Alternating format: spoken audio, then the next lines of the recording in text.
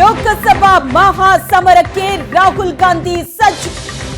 ಈ ಬಾರಿ ರಾಹುಲ್ ಗಾಂಧಿ ಎರಡು ಕಡೆಯಿಂದ ಸ್ಪರ್ಧೆ ಮಾಡ್ತಾರಾ?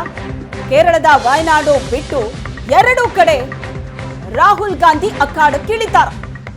ಈಗ ಕೇರಳದ ವಯನಾಡುವಿನ ಹಾಲಿ ಸಂಸದರು, ಆದ್ರೆ ಆ ಕ್ಷೇತ್ರವನ್ನ ಬಿಟ್ಟು ಎರಡು ಕಡೆ ರಾಹುಲ್ ಗಾಂಧಿ ಅಖಾಡಕ್ಕಿಳಿತಾರ.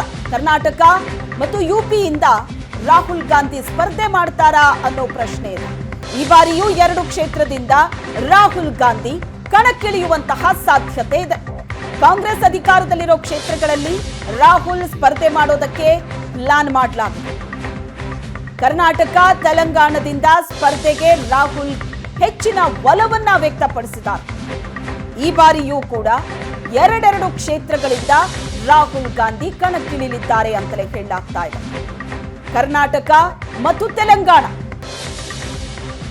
ಸ್ಪರ್ಧೆ ಬಗ್ಗೆ ರಾಹುಲ್ ಹೆಚ್ಚಿನ ಒಲವನ್ನ ವ್ಯಕ್ತಪಡಿಸಿದ್ದಾರೆ. ಕರ್ನಾಟಕ, ಯುಪಿಯಿಂದ ಸ್ಪರ್ಧೆ ಮಾಡ್ತಾರಾ ರಾಹುಲ್ ಗಾಂಧಿ? ಇಂಥದ್ದೊಂದು ಅನುಮಾನ ಕೂಡ ಇದೆ.